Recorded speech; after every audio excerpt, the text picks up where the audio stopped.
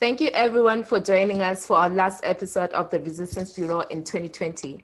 As our viewers already know by now, this is a show that spotlights issues surrounding democracy, human rights, and the struggle for freedom across Africa, as well as those leaders that are at the forefront of the struggle for freedom.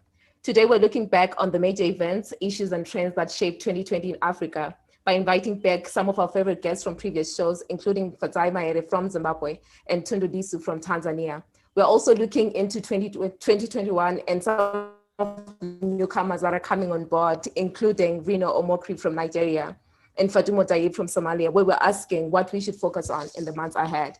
My name is Mandata Mlojo. I am your host, and I'm very pleased to welcome my colleague, Jeffrey Smith, who's also co-hosting with me today.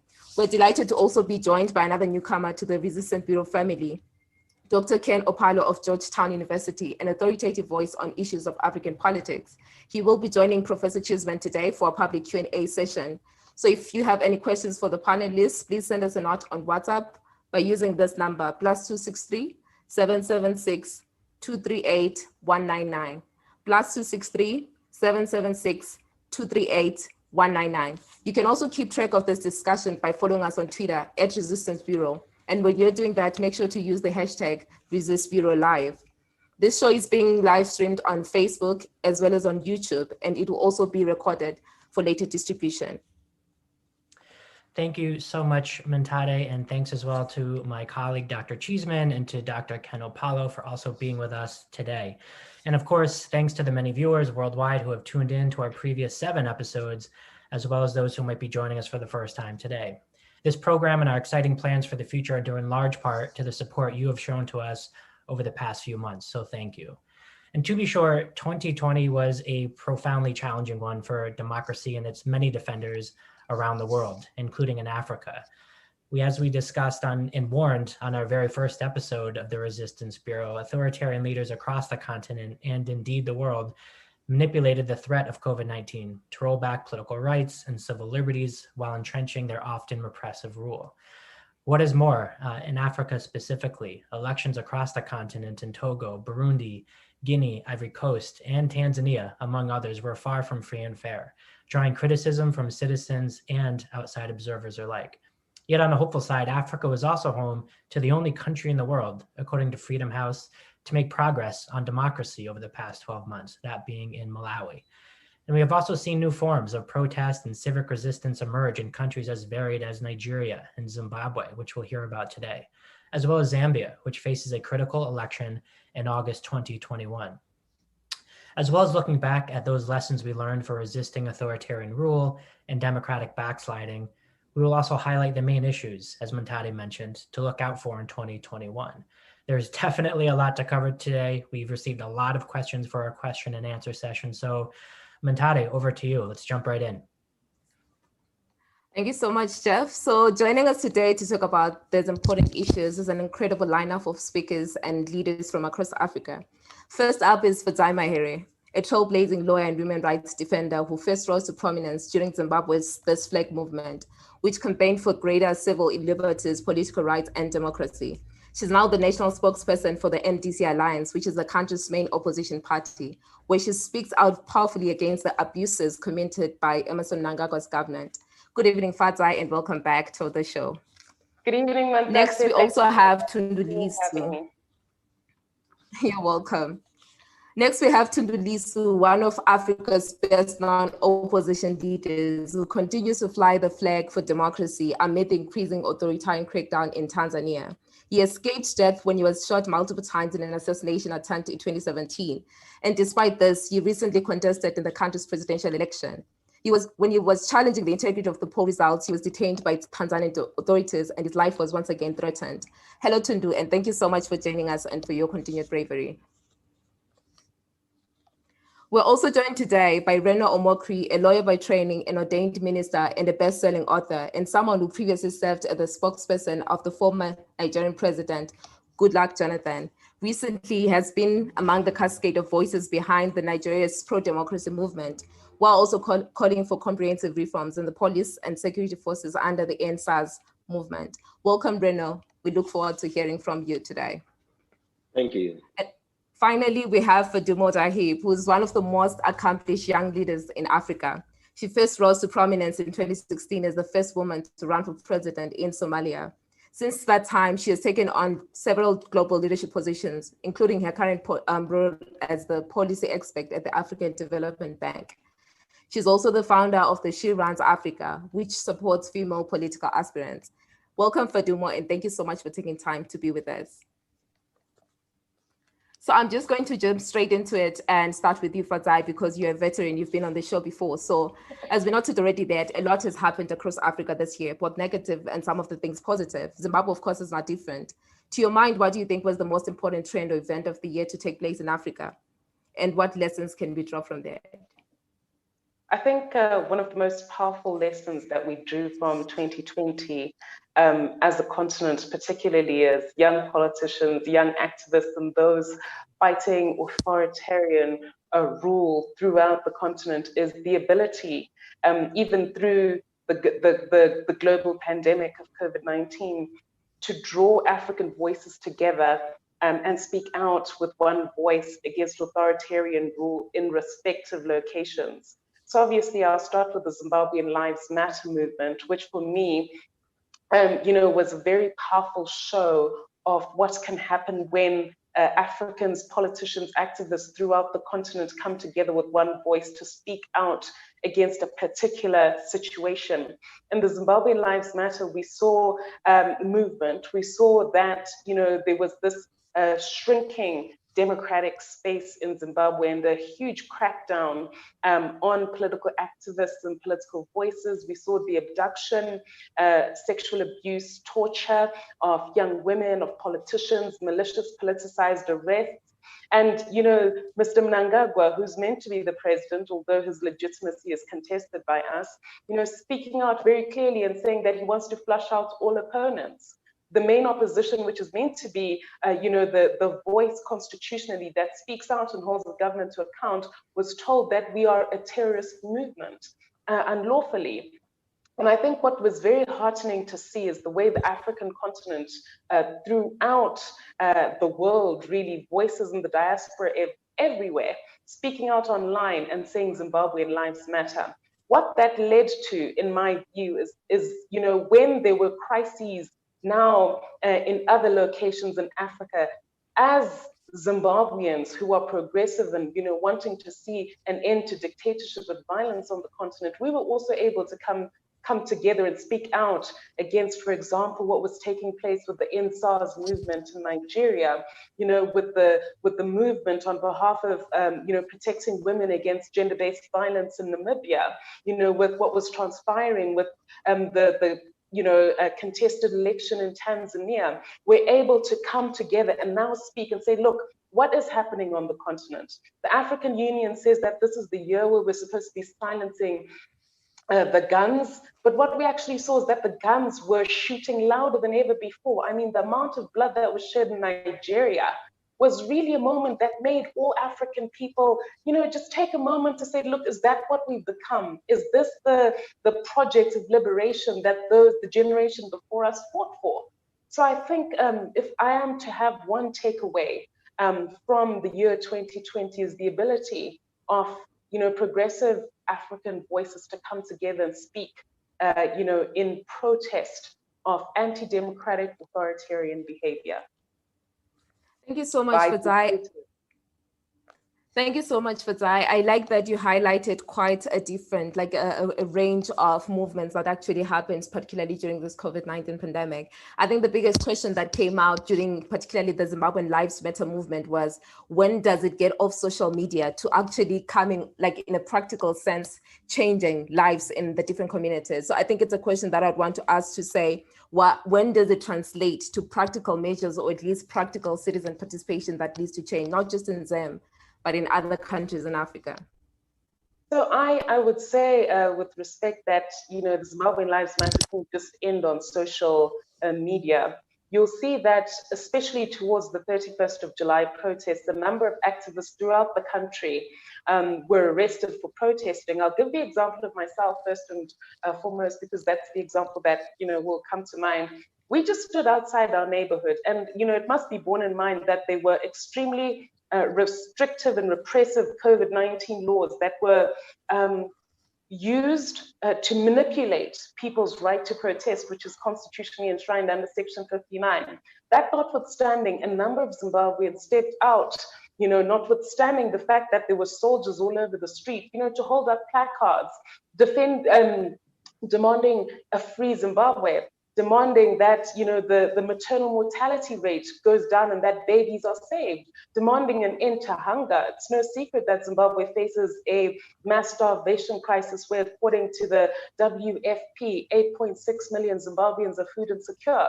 People demanding an end to abductions, because we've got a situation where the state sponsors, militia to go out and abduct young people who are going about their business, who are viewed as a threat to the system. So a number of activists were arrested. For example, Tsitsi Dangarembwa, the example of Julie Barnes, the example of Nyasha Msangu, Tinashe Marapata, Hopewell Chingono. All these people who've been speaking out, who've been protesting, who've been, speaking out even outside the social media space, and they were arrested for that. I'll give the example of the MDC trio, 3 women who participated in a protest against hunger. I've already outlined the threat, the extent of the hunger threat, the starvation threat in Zimbabwe. It was a group of young people, members of the MDC Alliance, who went into one of the townships, Warren Park, and protested and said, we demand an end to hunger. It's no secret that over 7 billion has been looted by our government under a corrupt program known as Command Agriculture. When those young people were on the street, not only were they arrested, but 3 women who participated in that protest, Joanna, Natsai, and Cecilia, were subsequently followed by regime operatives, by state-sponsored forces, and they were abducted, they were tortured, and they were sexually assaulted. So I think it would not be correct from a factual perspective to say that the Zimbabwean Lives Matter movement, or the ideal of fighting dictatorship in Zimbabwe and demanding a return to democracy and legitimacy, was only confined to social media. It's just that social media is the most visible place where people can come together, especially when you're fighting repression. I think anyone who operates, in an authoritarian setup can identify with the fact that if you've got soldiers outside your gate, sometimes online is the only safe place. Even if you do go and protest, you might not even take photos of it.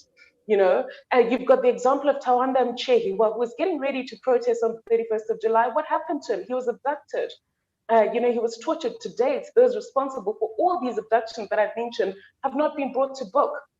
Those abductions did not happen on social media. They happened on the ground. So we do see that, young Zimbabweans, progressive Zimbabweans are definitely stepping out. And I think with 2021, as the crisis gets deeper in Zimbabwe, the movement will step out. The other way we see that the movement was not only online is that it actually, for the first time in many years, got the South African government to start paying attention to the crisis in Zimbabwe. We have not had an envoy come from the South African government in decades, since Robert Mugabe, was running the country. So that shows that what happened online as well as on the ground was sufficient to attract regional attention. I think the responsibility that falls upon us as progressive forces is to continue to galvanize and build on the gains that were made with the Zimbabwean Lives Matter movement in 2020, a broad front of Zimbabweans, of progressives, members of the church, civic society, politicians, all those who desire a better Zimbabwe must come together and create a broad front to fight dictatorship in our country. Wow, thank you, Fadzai, for that really powerful testimony, as always. Tundu, as a returning guest to the program, I'd love to turn this over to you now. And I know that this year has been incredibly challenging for you, for your family, and for your colleagues in Tanzania's political opposition and civil society. For me and for all of us here at the program, it's been quite shocking to see how quickly Tanzania has moved towards authoritarianism in recent years. And I know we discussed this on our very first program with you, and you really, put out the warning that this was about to happen. And we understand that you're now living in exile again. So I'd like you to please tell our viewers what precipitated that move. And do you think your personal ordeal, what you have been going through, is emblematic of broader trends in Tanzania and other African countries? Tundu, I think you're on mute. If you could unmute yourself. Oh, thank you so much, Jeff, and the rest of the crew for having me again. And I must say it's a pleasure to be back on Resistance Bureau. Before I go to the lamentations of my personal trials and tribulations, I want to say this. 2020 was a very difficult year, yes, but it is also a year that proved two things, at least insofar as Tanzania is concerned. Number one, after 5 years of terrible repression, of literally the Magufuli regime trying to destroy the political opposition, to destroy Chadema, and by killing its leaders, all these things. 2020 proved that we have survived the Magufuli dictatorship. We were supposed to be completely down and out.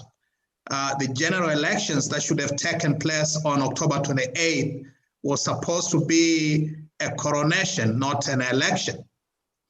But what happened is the regime got what it wasn't prepared for. It got an election. The Tanzanian people, even after the 5 terrible years, were able to organize. I was privileged to head that campaign. And in 3 months, I can tell you, I have not seen the Tanzanian people in their millions mobilized the way they were during that period from July to late October. We saw the kind of mobilization on a scale that dwarfs all previous general elections. And I say this, I have been a participant in Tanzanian electoral politics since 1995. So if you want, you may call me some kind of a veteran. So we survived those 5 difficult years. And the fact that the Magufuli regime had to rely on the armed forces, had to mobilize the Tanzanian armed forces, all branches of the armed forces, in order to make it possible for it to stay in power during the general election, proves our strength and resilience and the power to mobilize the nation that we had during this year. They would not have employed the armed forces had it not been for the fact that they realized they were facing a mortal danger. We would have won the election hands down had it not been for what happened. So that is one, I think, very important take from 2020, that we have gone through a terrible time of repression, but we have survived. We remain unbroken. We are bruised and battered, yes, but unbroken. Broken, no. We are unbroken. The second most important take from the 2020, in my view, is it is a year in which the regime was completely exposed in its ugliness, in its naked, violent nature.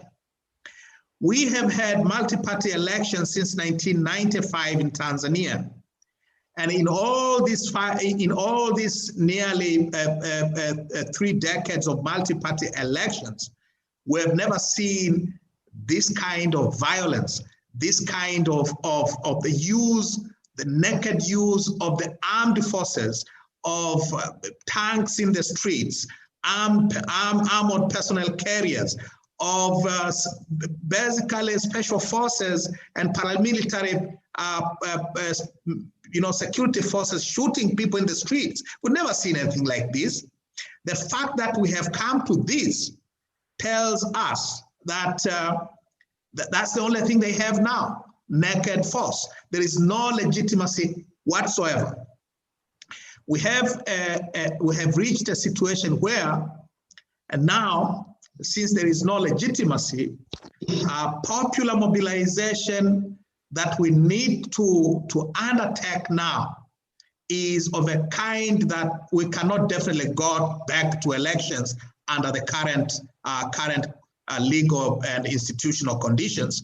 The struggle for democracy now must take an aspect of mass democratic action coupled with international action through the international community sanctions, targeted or general. So those are two important texts from Tanzania as far as I'm concerned. Outside Tanzania, the picture is also not altogether negative.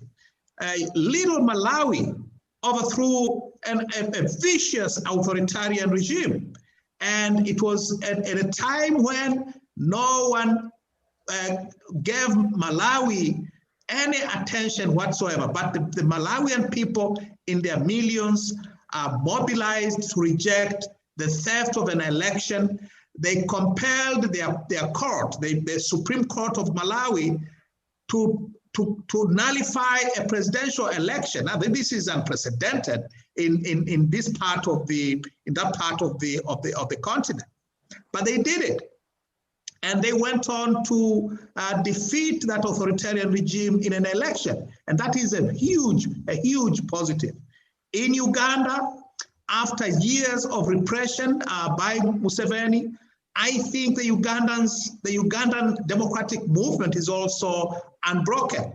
Yes, they're going through terrible privations, but I think they are getting stronger. They're getting stronger by the day. So briefly, it has been a very difficult year, but also a very hopeful one.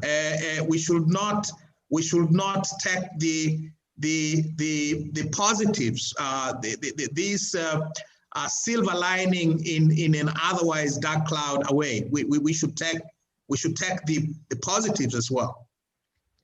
Thank you, Tundu, for that. Really quick follow-up. You've talked very powerfully and eloquently about this notion of survival and remaining unbroken, and very clearly you're a personal testament to that.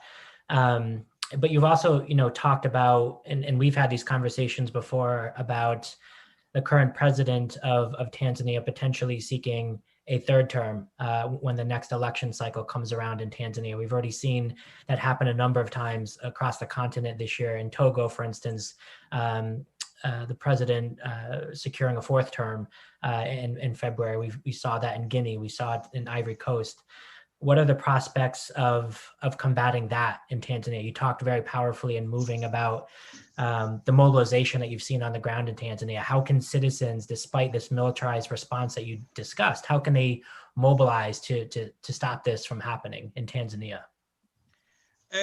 Number one, obviously, if the regime is to remove the constitutional term limit, that will require a constitutional amendment. It will raise a huge furor. It will cause the kind of constitutional and political debate in the country that we need. And I think the opposition today in Tanzania is much more generalized. It's not just confined to the political parties like Chadema, my party.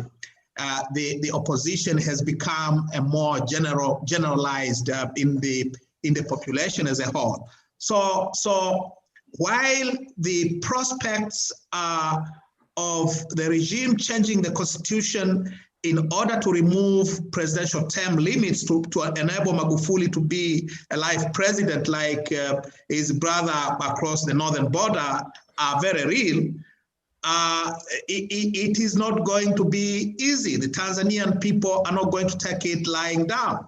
And it will be another opportunity, in my view, to mobilize not only the population inside Tanzania, to mobilize resistance within Tanzania, but it will also be an opportune moment to mobilize the international community.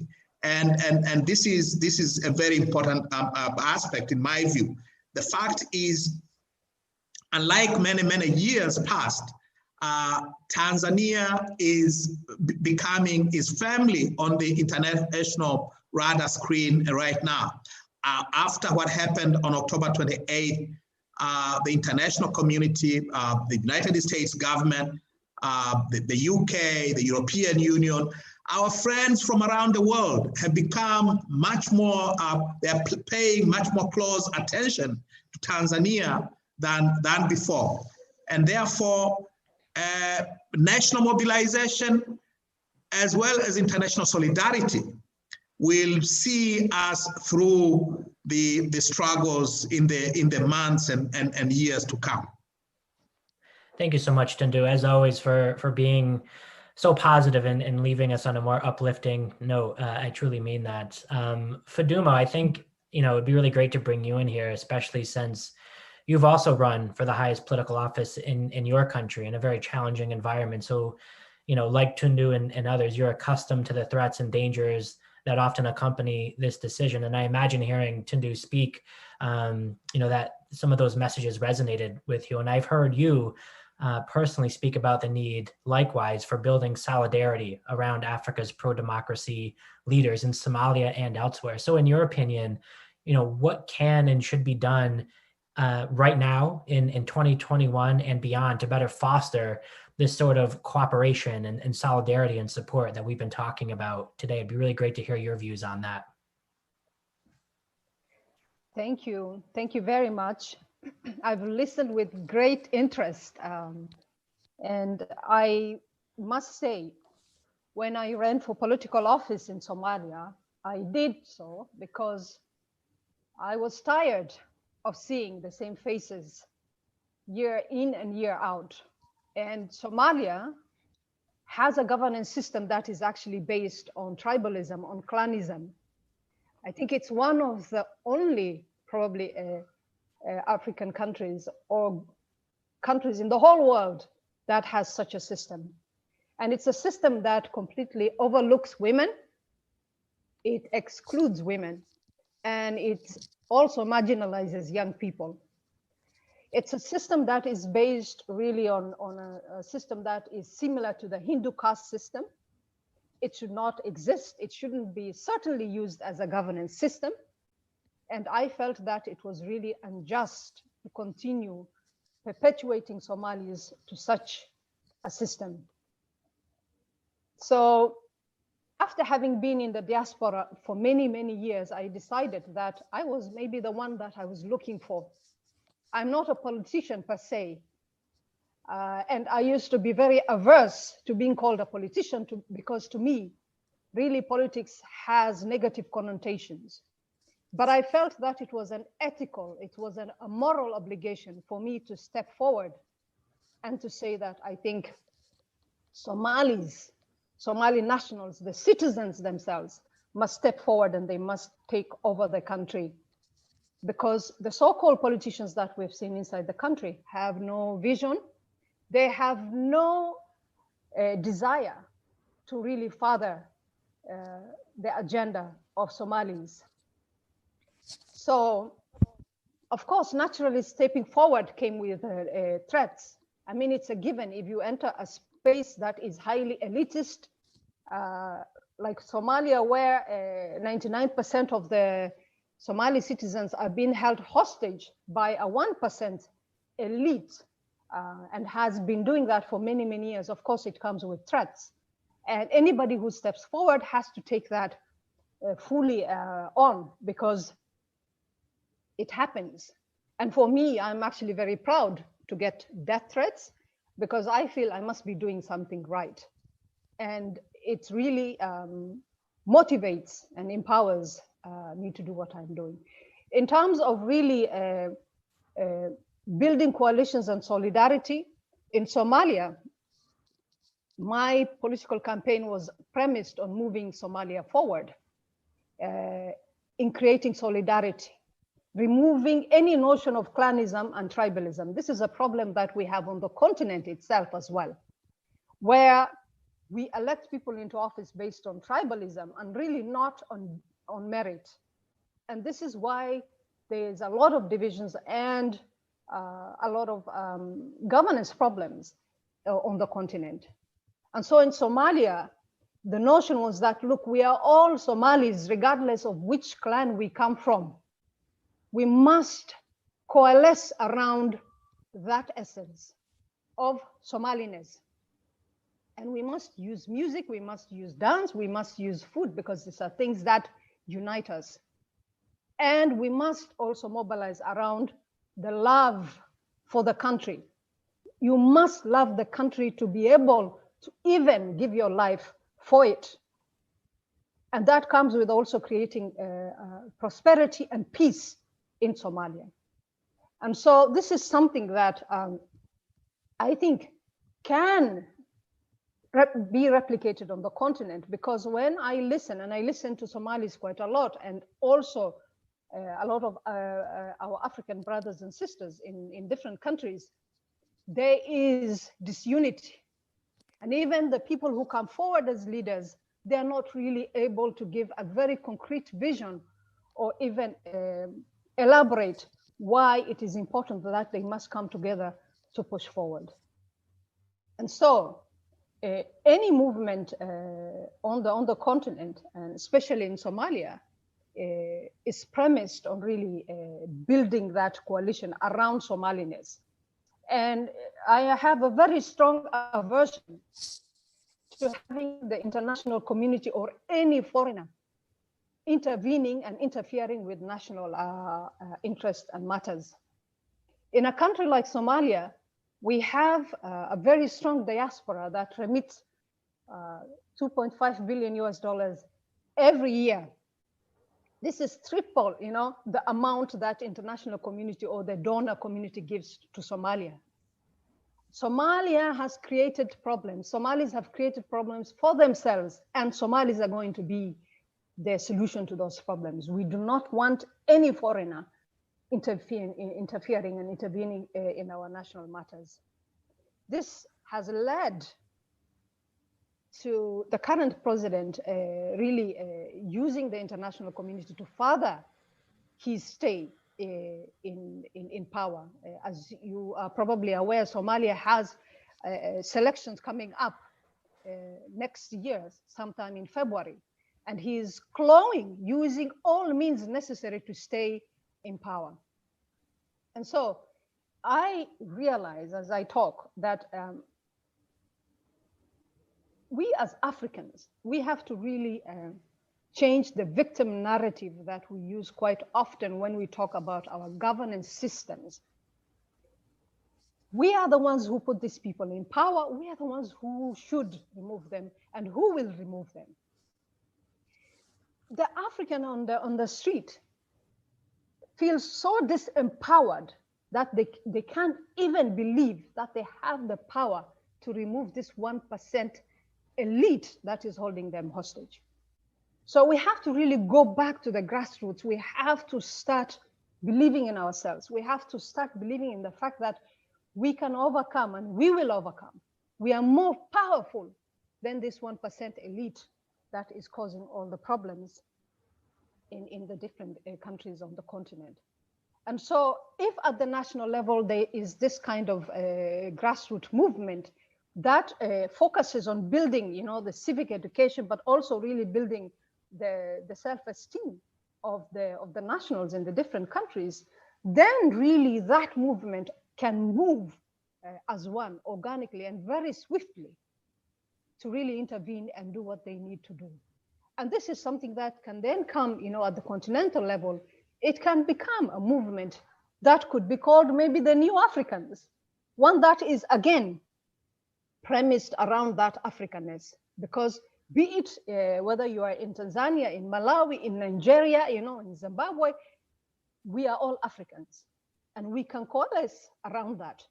Anything that happens in Somalia should hurt people in Nigeria. Anything that happens in Nigeria should be of concern to people inside Somalia. And so we need to change our mindset. We need to start doing things differently. And we need to really have a very strong vision, which we can sell to our citizens so that they can voluntarily come on board and not be, not be used to galvanize them for a certain purpose and for a short period of time, and then they disappear. But that they must understand that this is an ongoing fight, and they are required and needed to be there all the time. So this African-wide solidarity, this movement has to come together. And it has to come really fast, because we have to start also challenging ourselves as Africans, because we are really responsible for the mess on the continent. And no foreigner is going to get us out of that. It will be us, because we are the solution to those problems. And so if I also speak to the opposition inside the country in Somalia, if you are following social media today, you will see that Kenya has cut its diplomatic ties, or the Somali government has cut its diplomatic ties with the Kenyan government, because it believes that Kenya is encroaching on its sovereignty. At the same time, we have the political opposition that is also using Kenya very strongly to do that. And the problem in Somalia is that when you have this political opposition, they have nothing to sell to the citizens. They are the same as the current president. Every president that has come into office has been in the opposition, and they have been complaining about the establishment, promising they were going to do things differently, only for them to end up doing exactly what they were complaining about. In a country like Somalia, where more than 80% of the population is living on less than $2 a day, you find the president who came in and who promised free education, health, and many other things.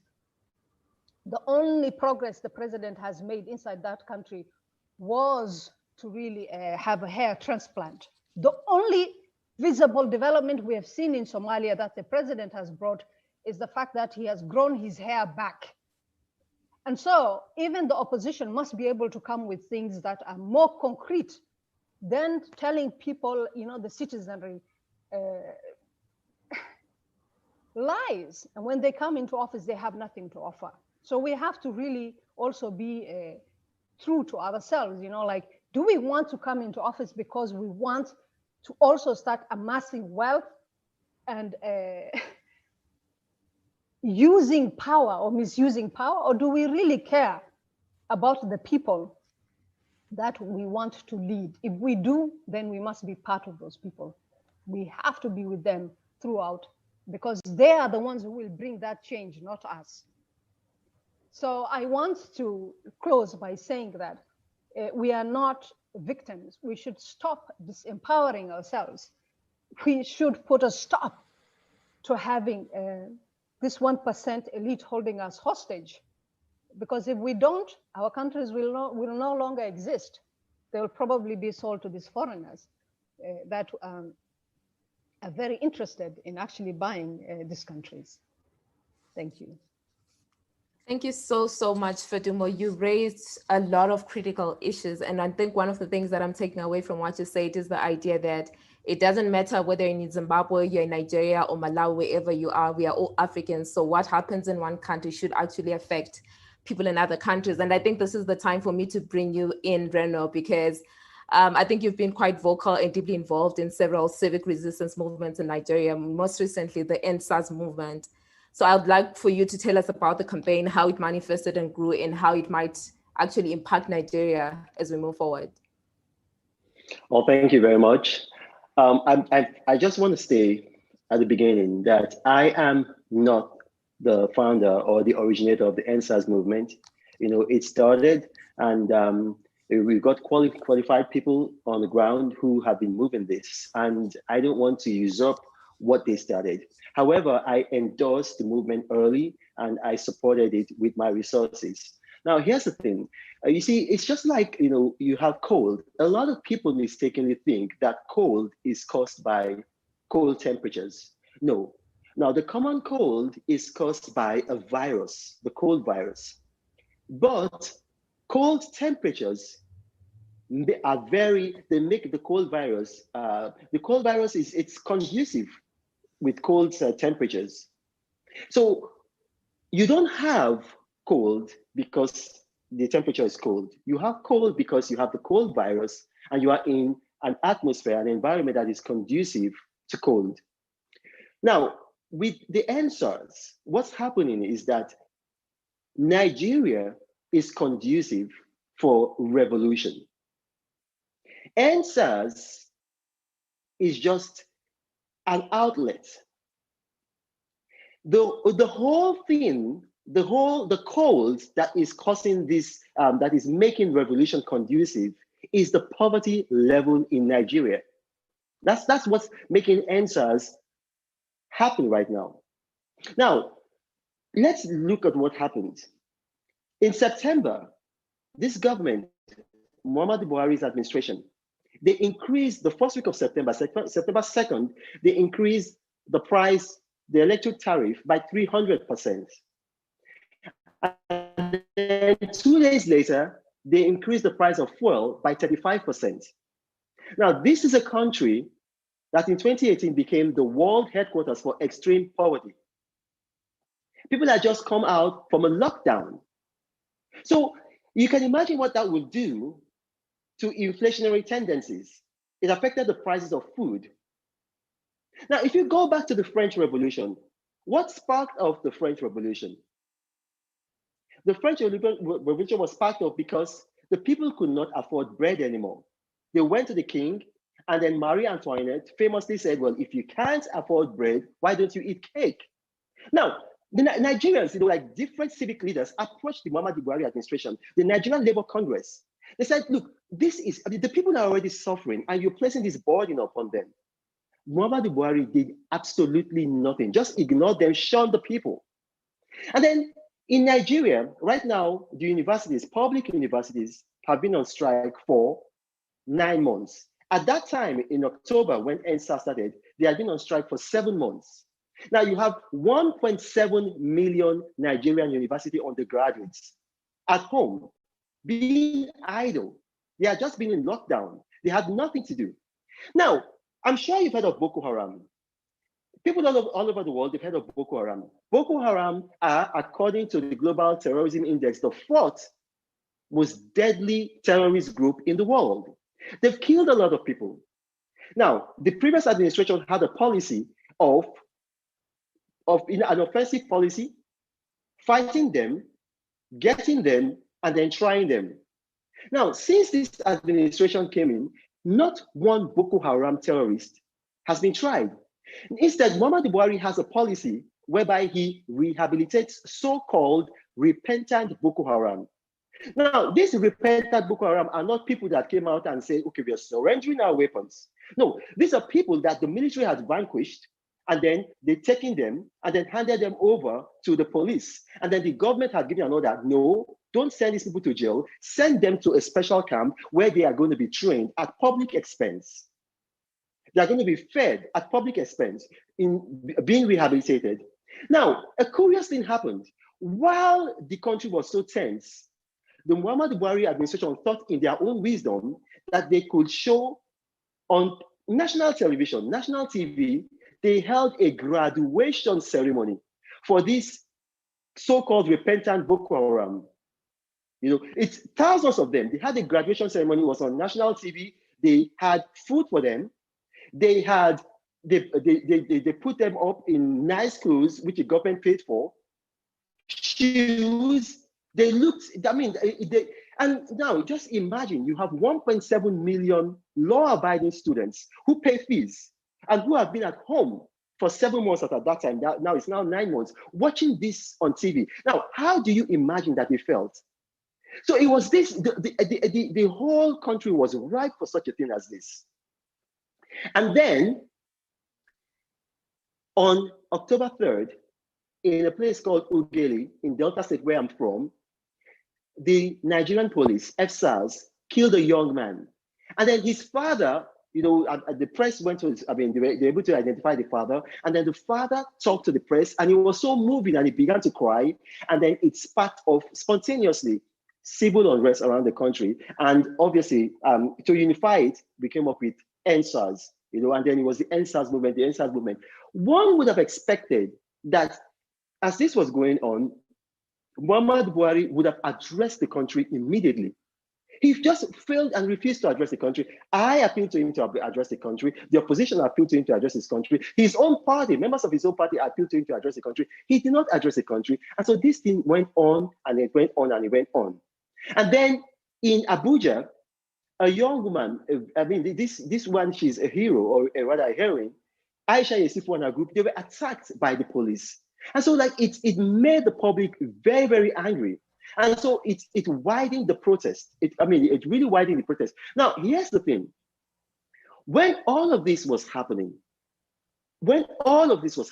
neither the president or the vice president came out to say anything. Eventually, out of pressure, they said, okay, well, they'd listened to the demand, the 5 demands by the youths, and then they were disbanding SARS.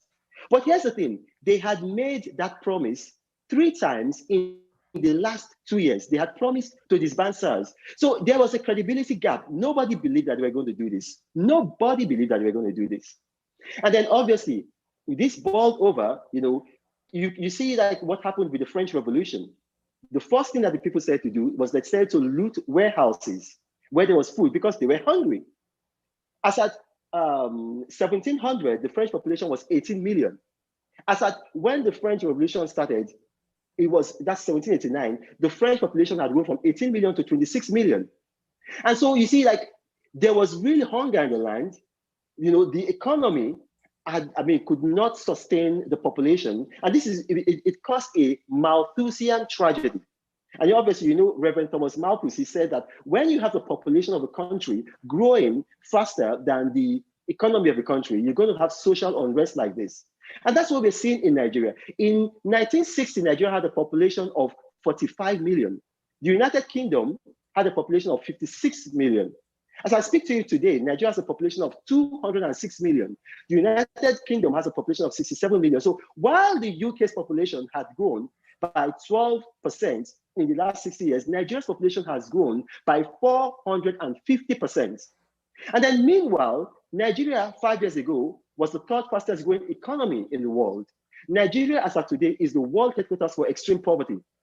So this administration took they took some unforced errors, very, very silly mistakes. Nigerian youths were watching. This country, they were on strike. The universities were on strike. 1.7 million youths were at home. And then the president refused to address them. Then he came out and said, okay, they had stopped SARS. And then within 24 hours after making this, they came up with a logo, they came up with a group, and they called it SWAT. Now, all they just did was to give FSARS a different name. And then people said, no, look, this is ridiculous. We are not going to have this. And then the process continued. People began attacking warehouses because they were hungry, just like what you had during the French Revolution. And then, you know, in the French Revolution, it culminated with, I believe it was on July 14, 1789, the storming of the Bastille. And you saw it was the same thing in Nigeria, almost to a letter T. The protest, the police, they started infiltrating the protesters with hoodlums. Well, I released videos, a number of people released videos. We saw the police bringing hoodlums and asking them to attack legitimate EndSARS protesters. And so this spilled over, you know, like it turned violent. They started attacking police stations, attacking prisons, freeing prisoners. And so it was basically a bedlam. The country, particularly the south of the country, was, almost ungovernable. And then on October 20th, at Lekki in Lagos, the police came, and then the military came, and then they shot at protesters. We don't know how many people were killed, but what we know is that several people were killed. I provided evidence to the media. We had a group of people that were feeding the media with evidence. Of course, obviously, the government denied it. So that was the environment that led to EndSARS. But EndSARS is just a social movement. It really doesn't have a leader. EndSARS is a revolt against bad governance that is causing poverty in Nigeria. Bad governance is causing poverty in Nigeria. And we've seen all these kinds of, we have never seen, I think, was it, I can't pronounce any, well, was it Fadumo, who talked about clannishness? The issue, why we're having so much bad governance in Nigeria, which is leading to poverty, is that we've never had a situation in Nigeria whereby our government has been so clannish. Now, in his first term, Muhammadu Buhari had a fairly broad-based government because he wanted to come back for a second term. Now, he was re-elected for a second term in disputed elections last year. And now we now have the president, the chief justice, the Senate president, that's the head of the three arms of government in Nigeria, all northern Muslim males. It's never happened before in the history of the country. The military, 90% of the military is headed by northern Muslim males. So we are seeing that there are no competent people. People are being put into positions because of their ethnicity. I'll give you a very good example. Now, 5 years ago, Nigeria was the third fastest growing economy in the world because our economy was professionally handled. We had, obviously, a lot of you, we know Dr. Mrs. Ngozi Okonjo-Iweala, about to be the first female Director General of the World Trade Organization, was the Minister of Finance. Muhammadu Buhari came in and replaced her with a woman whose highest educational qualification was a certificate from a London Polytechnic. We had a Minister of Finance, sorry, a Minister of Agriculture, and under him, Nigeria had won an award from the International Food Policy Research Institute as being the only country in Africa to roll back hunger. And I believe he's Fadumo's boss. He's now the president of the African Development Bank, Akinwumi Adesina. Now, this man was replaced with a man who had a degree in French and who has no experience in agriculture. So the economy faltered completely. You know, the Naira became the fourth worst performing currency in the world. Inflation became double digit. When this administration came in, inflation was single digit. So it was all these factors coming together. And then the last straw was the increase in the price of fuel and electricity in the same week. That all these factors coming together instigated the EndSARS crisis. And I mean, I just need to tell people it's not yet over. A lot of people think it's over, it's still ongoing. Wow, thank you so much, Reno. That was very informative. We are running very short on time. I have many follow-up questions for you, but I'd like to quickly kick it over to our colleagues, Professor Nick Cheeseman and Ken Opalo for our Q&A session. And before we get to audience questions, of which I know we have quite a few, I'd love to ask you both, Nick and Ken, what major themes you picked up on across this year in Africa, and what will you be looking out for in particular in 2021? So, and thereafter, I think we should check in and see what questions we have from the audience. Thanks. Absolutely, Jeff. Well, it's wonderful to be here again and to welcome back so many of our great friends and so many viewers who are watching us all around the world. Some people have kind of, favorite movie stars or favorite politicians, but academics have favorite academics. And one of my favorite academics is Ken Opalo. So I'm going to park my questions for a minute because this is Ken's debut on the Resistance Bureau. And I'm going to give him the space to talk about what he thinks are the most interesting trends for this year. Then I'll chip in with a couple of thoughts and I'll bring in the questions from our audience. So over to you, Ken. Yeah, thank you everyone for having me, and thank you our wonderful guests for some very thought-provoking points. So 2020, I think that I had two big trends that I was keeping track of. The first one is a point that has been alluded to by both Fadumo and Reno, which is the exposure of the misgovernance of African countries by the COVID pandemic. I think it's the pandemic has been a big reminder that the old ways of misgovernance are only going to get costlier for African countries. Populations are growing on the continent. I'm actually a lot more sanguine about this perhaps than Reno. I don't think Africa's population boom is a problem. I don't see it as too many stomachs. I see it as a lot of brains that will power the continent moving forward. So I'm very hopeful on that front. But to get there, to benefit from this demographic boom, there's a need for I would say a lot more professional government, right? I think the African state and governments across Africa are not where they should be. Our cities are poorly run. Agriculture is neglected.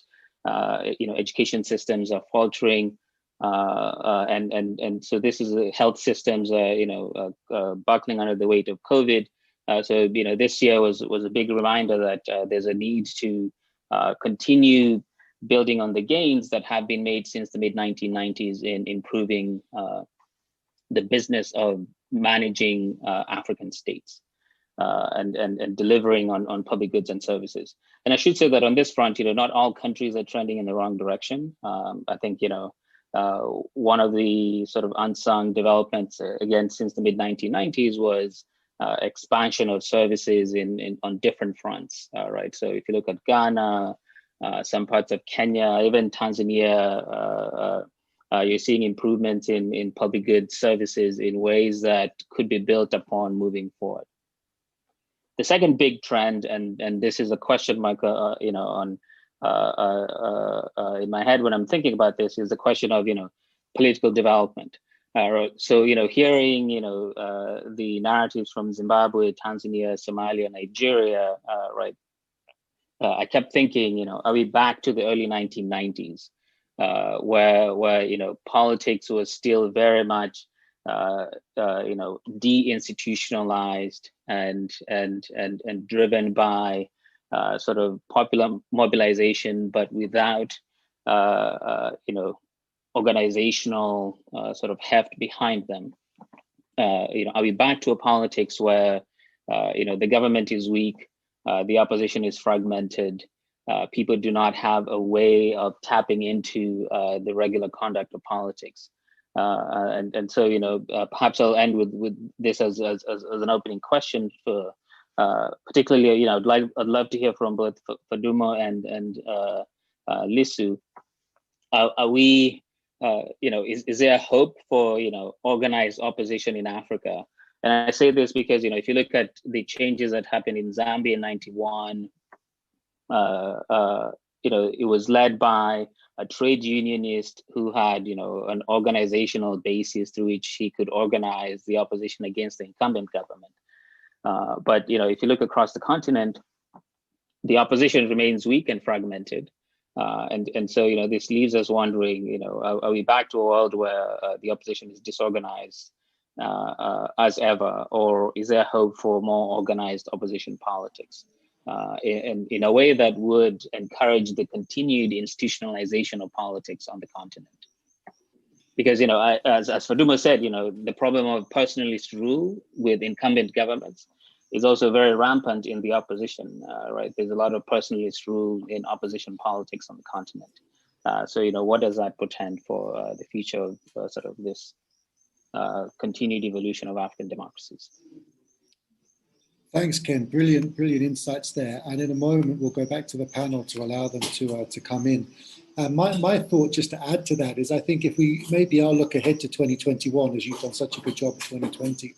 And I think one of the things we perhaps don't talk about enough is debt and the mounting debt crisis in many countries. We've just seen Zambia default. Zambia is not alone.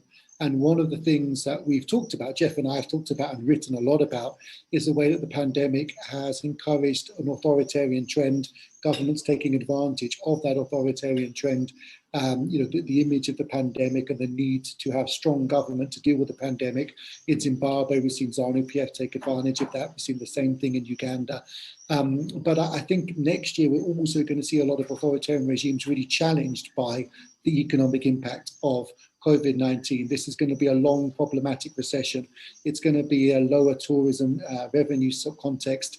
It's going to be a problem in terms of perhaps lower levels of aid as European and North American countries cut budgets in line with the challenges that they're facing. And I think we're going to see a lot of governments really struggling to maintain their existing commitments. And that's going to potentially fuel a greater opposition, a greater sense of opposition and frustration. And that could be challenging for democracies, because democracies might struggle to perform and deliver, but I think it will also be challenging for many authoritarian states.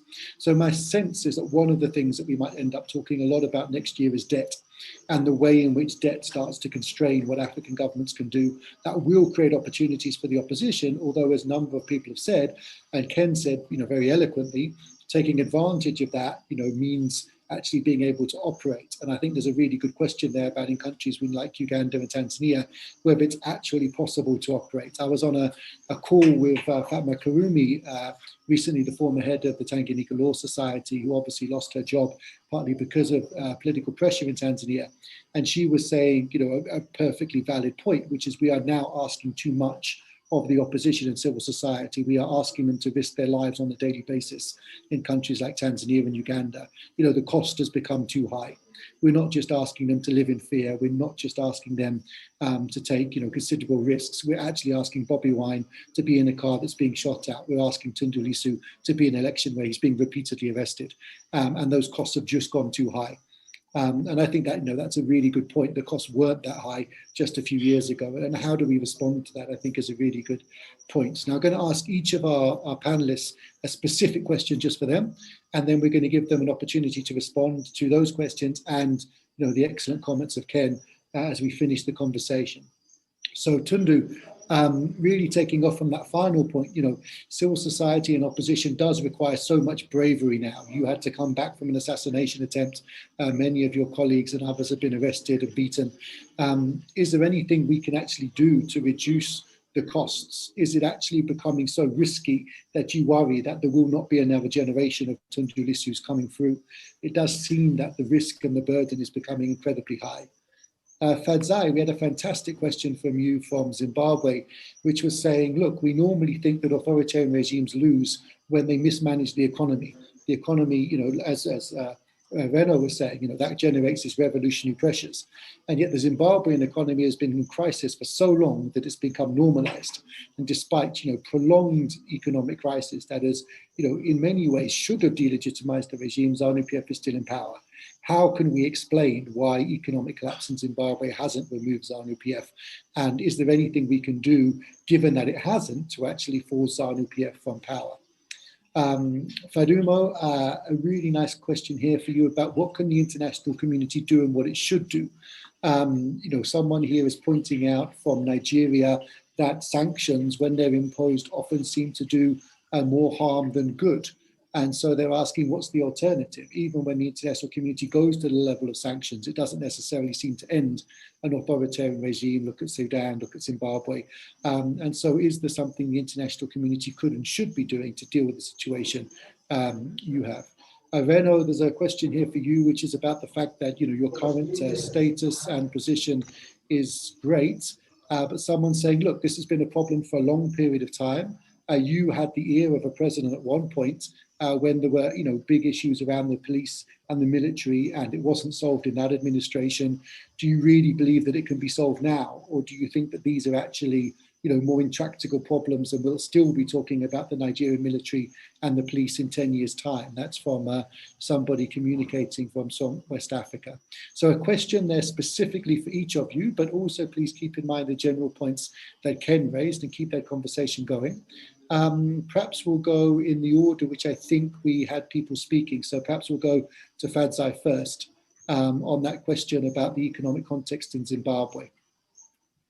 Thank you, Nick. It's a very interesting question. And I think the best way I can tackle it is to say that no change in a social system, in governance, will happen on its own. So I think this expectation that, if the economy tumbles, if the Zimbabwe dollar implodes once again, then we can just sit back and hope for some sort of automatic change. Nowhere in the world does that ever happen. We can never remove the need for conscious civic action on behalf of a broad critical mass of citizens to fight authoritarianism, dictatorship, and in our context, ZANU-PF.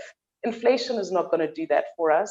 Rising levels of poverty aren't going to do that for us. And mass starvation is not going to do that for us. And the reason that all these social ills can't do that for us is because what you've seen in Zimbabwe is a situation where the government, legitimate as it is, illegitimate as it is, takes advantage of those social crises to use the politics of patronage. So you see the politicization of food aid. So in order for you to put food on the table, you have to be holding a ZANU-PF card and you have to vote for the regime. You've got a situation where in order to get business opportunities, because state institutions are so captured, you have to, pay homage to the regime. In order for you to get access to all sorts of benefits, you have to see, you have to be in good books with the powers that be. So I think for those who are genuinely interested in, a new way of governance in Zimbabwe, good governance, where the people come first, where you've got strong institutions that are driven and run by people of integrity, where you've got, constitutional government, where you've got attention paid to people's livelihoods. People should not be at the mercy of politicized food aid to put food on the table. That simply can't be. If we genuinely are sincere about wanting a better future for the next generation, where you've got, good infrastructure, where you've got a strong education system, where you've got, strong public health, we really have to develop the consciousness that looks beyond just the immediate, just putting food on the table today. And in order to do that, we have to come together and make some sacrifices. And these sacrifices include, collective courage, collective unity, putting aside differences. And in this regard, I'll just weigh in slightly on what Ken said. And he asked, are we to look to institutionalize politics, in other words, formal political structures to drive change, or should we go towards the sort of movement model? And in my respectful view, it really should be perhaps a hybrid of both, where, political parties do their thing of mass mobilization, because you can't, again, leave that to chance, because that's also like expecting the economy to do things automatically. People need to be organized. And political parties, because they've got the experience with mass mobilization, can use that skill really effectively. But that doesn't mean citizens who aren't per se politicians, civic society members, church members, authoritarian voices, influencers, journalists, and other progressive forces don't have a role. They absolutely do have a role. And that's where the need for what I called in the beginning a broad front becomes very important, where, we don't look at ourselves in silos and say, look, this is the MDC Alliance, you're doing your own thing. These are the trade unions, they're doing their own thing. This is the church, it's doing its own thing. This is civic society, it's doing its own thing. This is progressive academia, it's doing its own thing. All of those forces really need to come together and say, what, at the end of the day, what we want is a better Zimbabwe. What we want is a strong continent. What we want is ethical leadership, because I think that's what all those voices, are driving towards. And the minute we do that, the minute we come together and say that, look, instead of looking at what the opposition or the country can do for me, I'm going to ask myself, how can I be the change? How can I plug in? How can I participate in the system in order to remove ZANU-PF? Because I think it's been proven time and again that ZANU-PF does not have the model to take Zimbabwe forward. They don't have the people at heart. They've got a DNA of violence, that we've seen since the early 1980s. We've got a genocide that's yet unresolved in the country, where there's been no accountability, where there's been complete impunity. We then have, the various social crises that have taken place, including the flawed elections of 2000 and 2002. You've got, again, the problems that took place in 2005, difficulties with the constitution-making process. We then saw, the mass violence that took place during Operation Murambachina, where a UN envoy actually called it a crime against humanity. There's never been accountability in respect of ZANU-PF for that behavior. We then see the bloody election of 2008 that then culminated in the Government of National Unity, where again, people were maimed, tortured, and killed just for speaking out against the government and for being political opponents.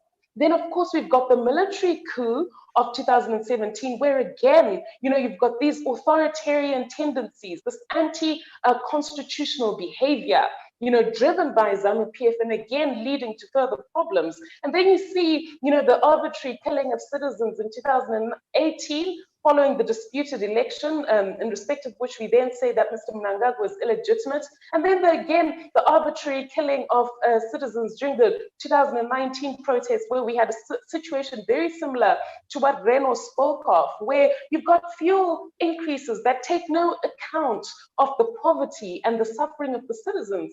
Currently, we've got, the conflation of a lot of these crises, where you've got the violence, you've got the poverty, you've got the suffering by the people. But I think the one last thing that's required in order to set the spark off is for all the progressive forces to come together, for all citizens who want a better Zimbabwe to come together and say, look, this is what we want. Obviously, the main opposition has the obligation to lead, and we are very much alive to that task, and the need to be strategic in that regard. And we certainly are acting upon that and listening to what the people and the various progressive forces are saying of the need to come together as a broad front and say, enough is enough. We can't keep going round and round in circles. We know that, Zimbabwe has got immense potential. We speak of the economic implosion today, but, Zimbabwe is known to be the jewel of Africa. The potential is huge. And the minute those progressive forces come together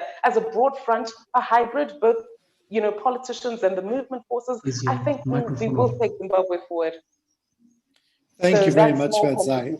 Thanks for that great answer. Tundu, let's go to you next.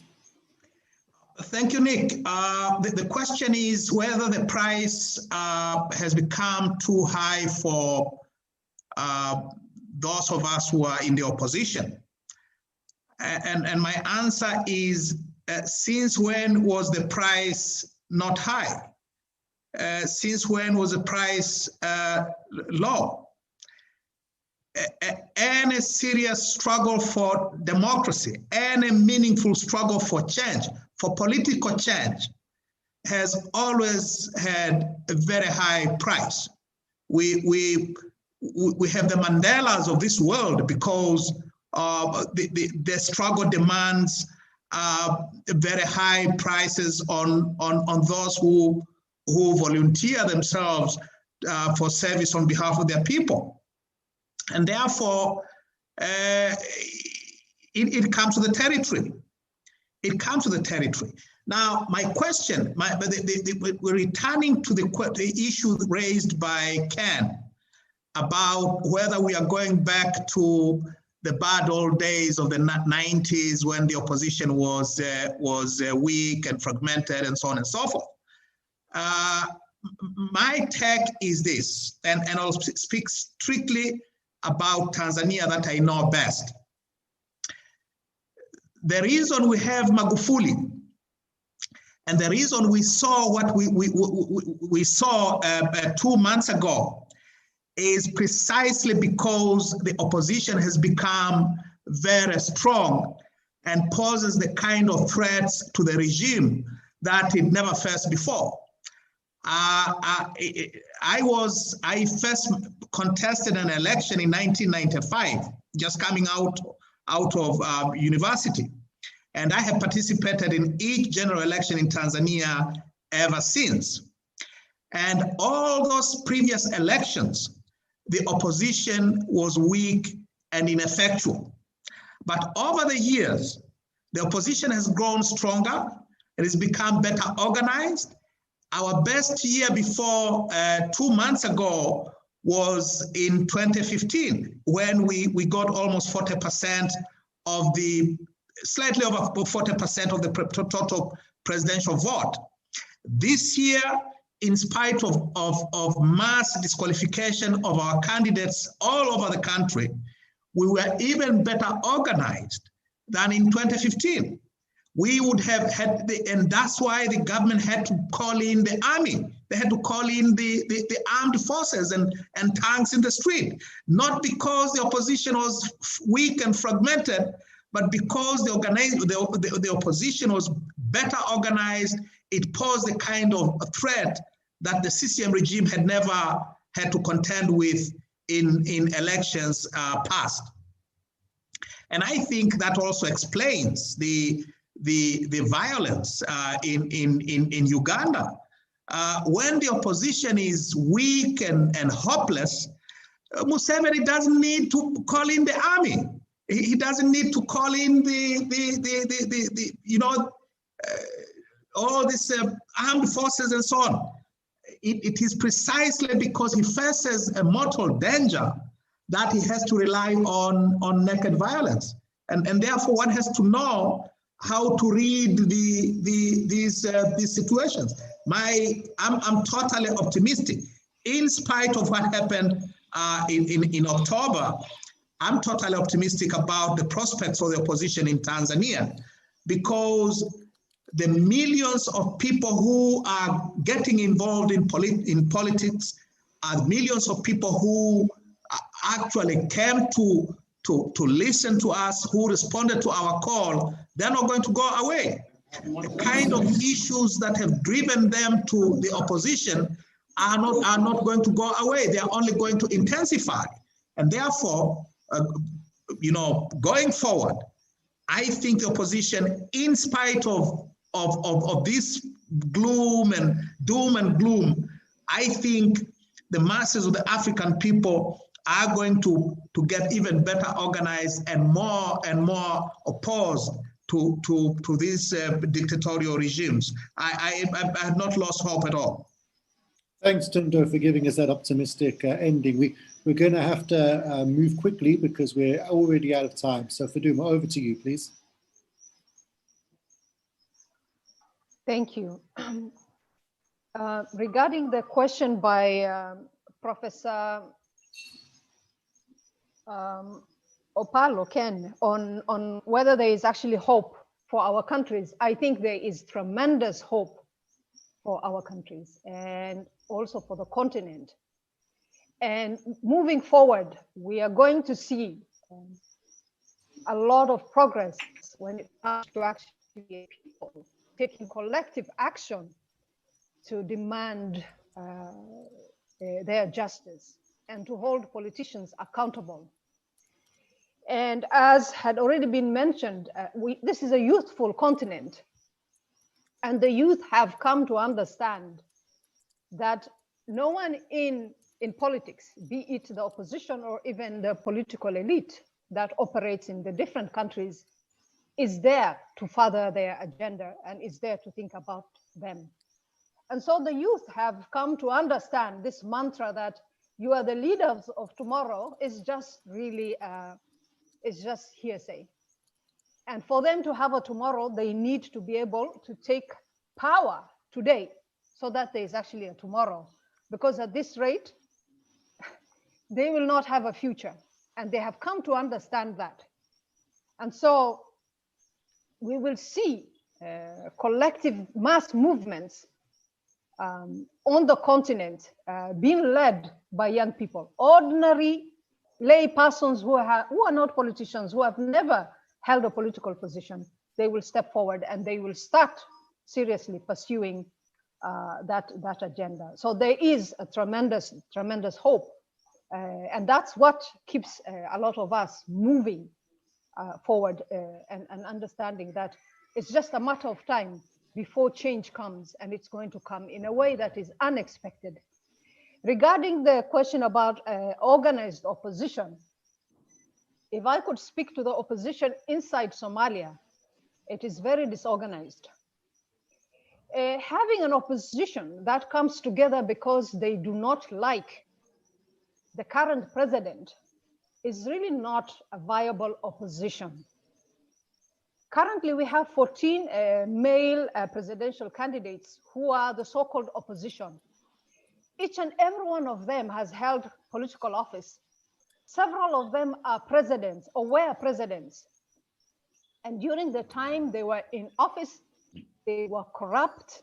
They did not really do anything for Somalis and for Somalia. What makes them all of a sudden the saviors now? We have seen their track record. We have their fingerprints, and they are the most incompetent and destructive opposition that we have seen before.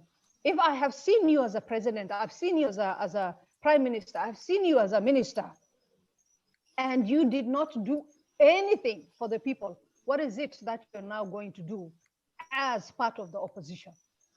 And so in Somalia, what we see is when this political opposition or politicians leave the office, they then wear these clothes now as the opposition, coming and lamenting and crying and pointing fingers that this person, they are not doing what they are supposed to be doing, when they themselves actually had been doing the same things. So the political opposition needs to get organized around concrete issues. What is it you're going to do differently that you have not done before? And how are you going to do it?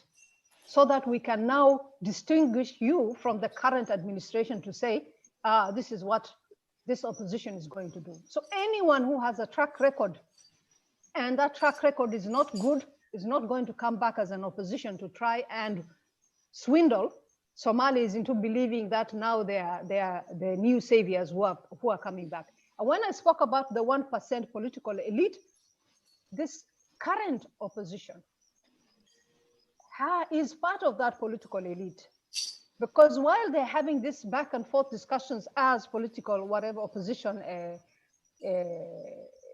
you know, if they're offered a position, they will be again back in the administration. So really, the opposition, and I think more broadly even on the continent, the opposition has to come with a broad-based development agenda that looks at the people and that looks at the country, and not one that is pointing fingers all the time at the administration that is in place. Because we have seen in Somalia that does not work.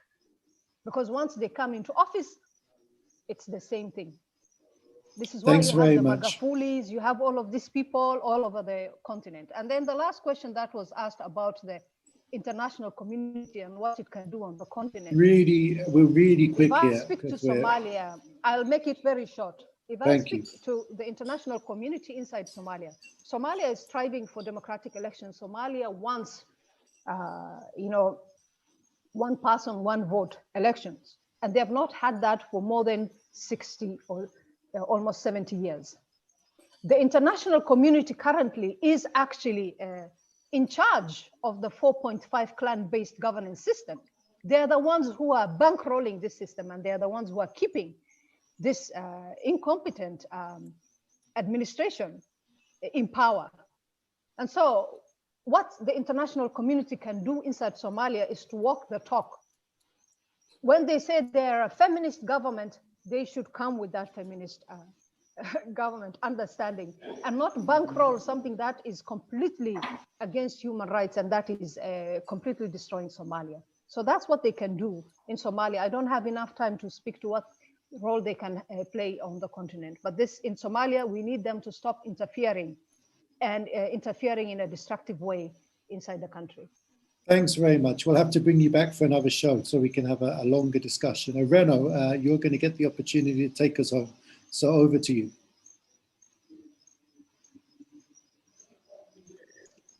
Okay, so going back, I think I was misquoted by Dr. Ken Opalo. I never said that Africa's population is a problem. No, what I said, and I'm very careful with how I talk, I said that where you have a population that is growing faster than the economy, that is a problem. Now, so you see, we have, it's a problem that we have in Africa, and we just can't use rhetoric and say, well, our population is not the problem. Listen, we need a population that produces. You know, last year, Africa spent $38 billion importing food. So anybody who's saying that our population, explosion is, without a commensurate increase in the economy is not a problem, and you're living in La La Land. You have to understand this. Look, in 2014, Africa as a whole continent, we made $2.4 billion from coffee. In that same year alone, Germany made $3.8 billion. We exported the coffee that they got from Africa. So if we don't have a population that we build up, educate, and then we're going to have a population that's just a consumer population, We need a prosumer population, a population that consumes what they produce. Now, going back to the question was asked about the police reforms and military reforms. Listen, it boils down to leadership. Nigeria, look, right now we don't have a leadership. We don't have a leadership. Muhammadu Buhari does not have the intellectual capacity to govern a local government. How much more a country? I'll give you a very good example. On Friday, this past Friday, the 11th, I'm sure you saw it in the papers, in the international media, over 600 students were abducted from a school in Katsina. And Katsina is the president's home state. And he was there, he was visiting his state. It happened on Friday. Now, this is not a crisis, it's not an emergency, it's an existential crisis. What happened? The very next morning, after the president had been told that this happened, what did he do? He went on an inspection visit on his ranch, visiting his cows. The school is 120 miles from him. He hasn't gone there. So the answer to this is leadership. A nation rises or falls on leadership. I'll give you a very good example. In 2005, under former President Olusegun Obasanjo, a leader, 6 young men, actually 5 young men and a woman, were killed by the police.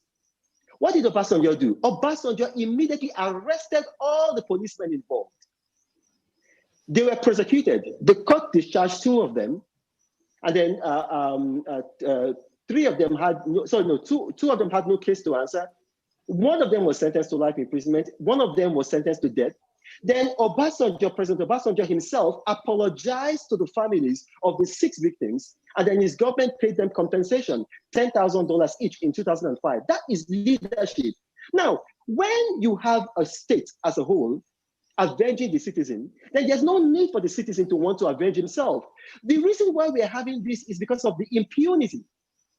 And so if you have a good leadership, for instance, that has been bringing, Muhammadu Buhari raises people to power based on their religion and their region.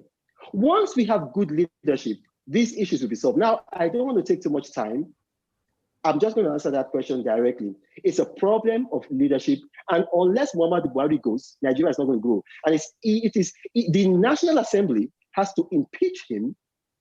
Otherwise, Nigeria is going to just continue being a big for naughty nation, which we are not. But we are made to seem that way because of the type of leadership we have. Thank you.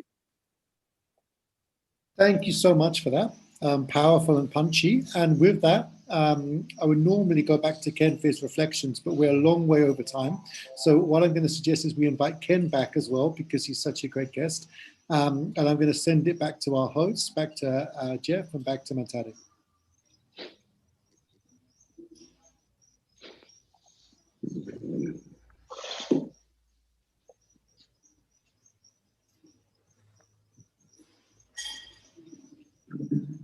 Thanks, everyone. That was fantastic. And I'm going to give it over to you, Mantade, to take us out for this show and for 2020. Thanks, everyone, again, for being with us. And thanks to all of our viewers for tuning in. Mantade, to you.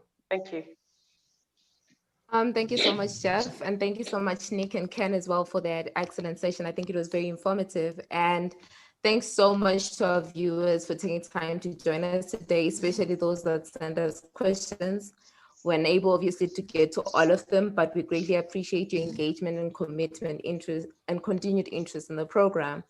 And more than anything, thank you so much to our brilliant panel. I can definitely speak for all of us at the Resistance Bureau to say that we're so inspired by your work, which is often done under very difficult circumstances. So we look forward to keeping in touch and continuing to build this vibrant network of African leaders, activists, and visionaries.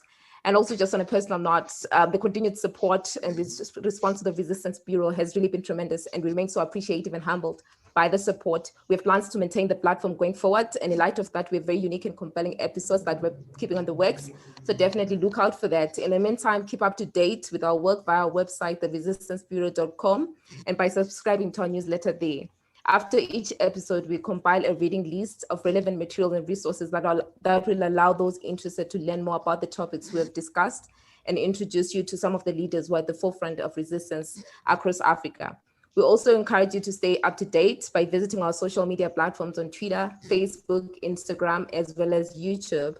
And also, just as a final note, this show would not be the success that it is if it wasn't for the team effort that keeps bringing it to life. Thank you so much to our advisory council members, of which I'm a proud member, for always being on call to offer valuable insight and input. And also just a special shout out to our colleague, Peter Dory, for all his work behind the scenes. We could not have done this without your guidance and especially your patience. Otherwise, thank you so much, everyone. Once again, be safe out there and enjoy the rest of the year. We will be back next year, so definitely look out to more episodes from us. Thank you. Thank you. Thank you so much, everyone. Thank you very much. Thank you. Merry Christmas and Happy New Year. Thank you. Thank you. Happy You holidays, too. everyone.